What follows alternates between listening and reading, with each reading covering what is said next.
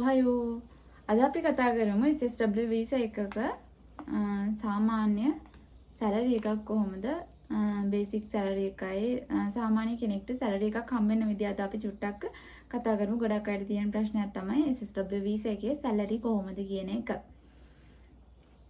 මම ඔයාලට සාමාන්‍ය සැලරි එකෙන් කැපෙන දේවල් සහ සැලරි එකට එකතු වෙන දේවල් ඔයාලට කියනම් ඔයාලට සාමාන්‍ය හදා ගන්න පුළුවන් කොච්චර වගේ ගාණක් මාසෙකට එනවද කියලා.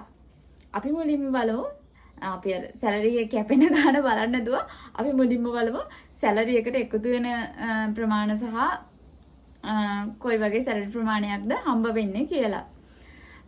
සාමාන්‍ය SSW වීසා එකෙන් එන කෙනෙක්ට සැලරි එක 1,80,000ට වඩා වැඩි ජපාන් යෙන් වලින් 1,80,000ට වඩා වැඩි. ඒ කියන්නේ ලංකාවේ සල්ලි වලින් 3,50,000ට වඩා වැඩි. සමහරට 4,00,000ක් වෙන්න අවස්ථාත් තියෙනවා. කොළ 20ට වඩා වැඩි වෙන අවස්ථා තියෙනවා.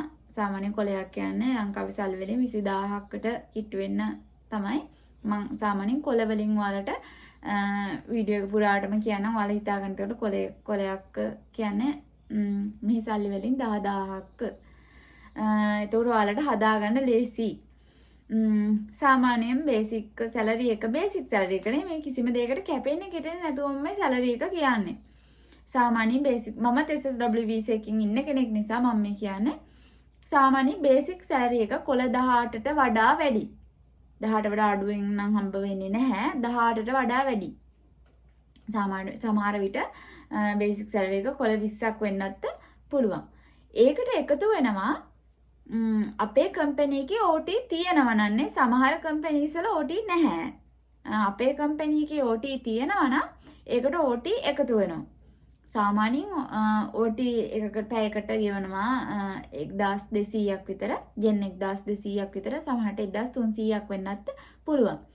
සාමාන්‍යයෙන් SSW වීසා එකකින් ඉන්න ළමයෙක්ට මාසෙකට දවස් 8ක් වගේ නිවාඩු තියෙනවා.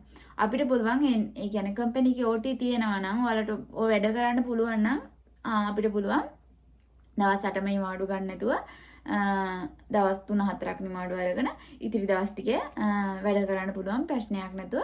ඒ වගේම ඔයාලා දැන් දවසකට පැය 8යිනේ වැඩ කරන්නේ. පැය 8කට වඩා වැඩියෙන් වැඩ කරලා ඒ පැය ගානටත් ඔයාලට OT කම්පැනි ඒ වැඩ කරන පැය ගානටත් ඔයාලා කම්පැනි එකෙන් OT දෙනවා. එතකොට ඔයාලා පැයකට මං හම්බෙන ගාණ කියවනේ පැය කීයක් වැඩ කරන්න පුළුවන්ද කියලා ඔයාලට හම්බෙන OT ගාණ හදාගන්න පුළුවන්. අපි හිතමු අපි මාසෙකට කොළ 3ක විතර OT කරා කියලා. කියන්නේ මේ සැලරි වලින් 30,000ක විතර OT කරා කියලා. එතකොට අපේ සාමාන්‍ය සැලරි එක කොළ 18යි කියලා අරගෙන තව කොළ 3ක් එකතු වුනහම 21ක් වගේ කොළ 21ක් වගේ 1,04කට කිට්ටු වෙන ගාණක් 4ක් වගේ ගාණක් අපිට හම්බෙන බේසික් සැලරි එක විදිහට. සාමාන්‍යයෙන් සමහර කම්පැනිස් වල තියෙනවා ශ්‍රේණියේ දීමනා කියලා. මේ හැම කම්පැනි එකම නැහැ. මම කියන්නේ සමහර කම්පැනිස් වල. සමහර කම්පැනිස් වල තියෙනවා ශ්‍රේණියේ දීමනා. මට මගේ කම්පැනි එකේ මාස 6 පහ වුණාට පස්සේ ලෙවල් එක චුට්ටක් අප් වෙලා සමහර කම්පැනි වලින් අවුරුදු දෙක වගේ වෙනවා. ලෙවල් එක පොඩ්ඩක් අප් වෙලා මට ශ්‍රේණියේ දීමනාවක් එයාලා යම් කිසි ගාණක් මගේ සැලරි එකට එකතු කරනවා. ඒ කියන්නේ අපි එක්සෑම් පාස් වෙලා ලැන්ග්වේජ් එක මොකක් හරි හදාගෙන දැන් අපි ළඟ ට්‍රේනින් කරන ළමෙක් තවත් කෙනෙක් වැඩ කරනවා සමහරට තමන්ගේ පඩිය තව ටිකක් වැඩි වෙන්න පුළුවන්. ඒ වගේ එහෙමත් ගාණක් එකතු වෙනවා. ඒ වගේම ගොඩාක් කම්පැනිස් වල කියන්නේ 70ක් වගේම කම්පැනිස් වල අනිවාර්යෙන් ඔයාලට මාස 6න් 6ට හෝ අවුරුද්දෙන් අවුරුද්දට හරි ඔයාලට බෝනස් තියෙනවා. දැන් මගේ කම්පැනි එකේ අනිවාර්යෙන් 6 වෙනි මාසේ බෝනස් හම්බ වෙනවා. ආයෙ 12 වෙනි මාසේ බෝනස් හම්බ වෙනවා. හැබැයි ඇවිල්ලා ආපු ගමන් හම්බෙන්නේ අවුරුද්දක් වගේ පරණ වුණාගෙන් පස්සේ තමයි යාලා බෝනස් දෙන්නේ. ඒ වගේම තව දෙයක් තියෙනවා මට මේ අවුරුද්දේ එක හම්බ වුණා. දැන් මගේ කම්පැනි එකේ හොටෙල් ජාලාවක් ගොඩක් තියෙනවා. ජපානයේ හැමතැනම හොටෙල්ස් තියෙනවා.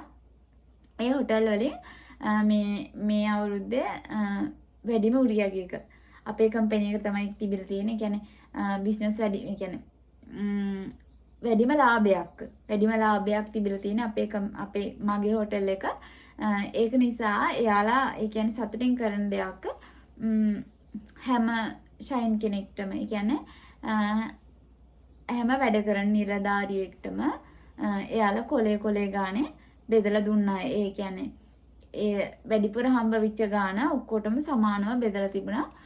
මටත් හම්බුණා කොලයක්. ඒ කියන්නේ ලංකාවේ සැලේ වෙන 20000කට වගේ කිට් වෙන ගානක් මට මේ මාසේ හම්බුණා. මොකද මේ වැඩිපුරම ලාභයේ කම්පැනිස් ඔක්කොගෙම වැඩිපුරම ලාභය ඇවිල්ලා තියෙන්නේ මගේ අපේ හොටෙල් එකේ කියලා.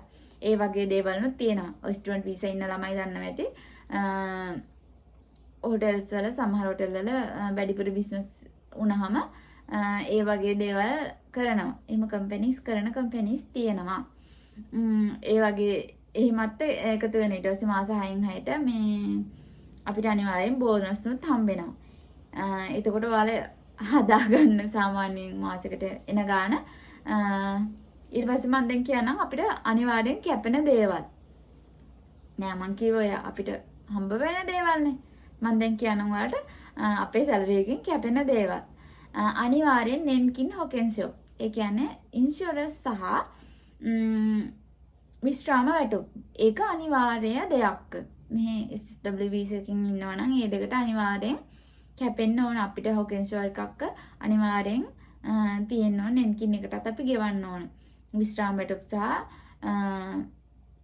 ඉන්ෂුරන්ස් ඒ දෙකටත් කැපෙනවා. සාමාන්‍ය මගේ කම්පැනි එකේ ඉන්ෂුරන්ස් එකට කොළ දෙකකට කිට්ටු වෙන්න කැපෙනවා. ඒ කියන්නේ සාමාන්‍යයෙන් සෞඛ්‍ය රක්ෂණයක් වගේම කම්පැනිිනුත් සෞඛ්‍ය රක්ෂණයක් දාලා දෙනවා. සෞඛ්‍ය රක්ෂණ දෙකක් දාලා තියෙනවා.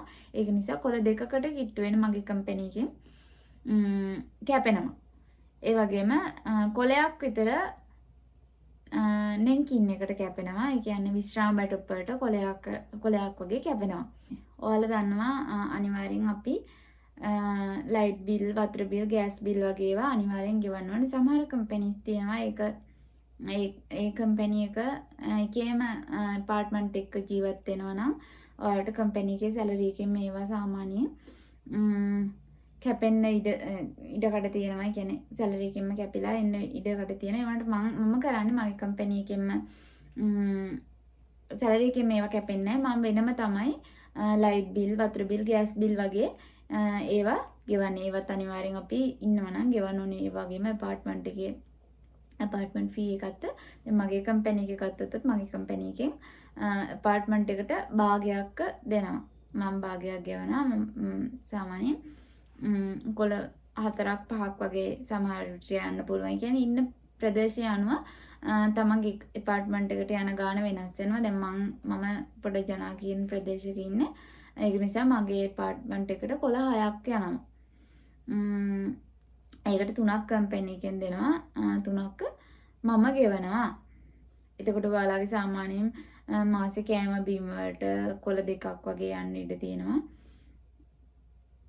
එතකොට දැන් මම කියපු ඒවට එකතු කරලා සහ කපලා ඔයාලා හදාගන්න අපිට සාමාන්‍යයෙන් මාසික වැටුප කොච්චරක් වගේ එනවද කියලා. ඒක සමහරට කම්පැනිට වෙනස් වෙන්න පුළුවන්. සමහර කම්පැනිස් වලින් සමහර අයට කොළ 20ක් වගේ එනවා. සමහර අයට කොළ 25ක් මම දන්න අඳුරන අය ඉන්නවා. කොළ 20ක් 25ක් සැලරි ගන්න කට්ටිය. ඒ වගේම මම දන්න කට්ටිය ඉන්නවා. සමහරක් අයට කොළ 10ක් 15ක් විතර සැලරි එක හම්බ වෙන අවස්ථාවක් තියෙනවා. කියන ඕටි නැති කම්පැනිස්.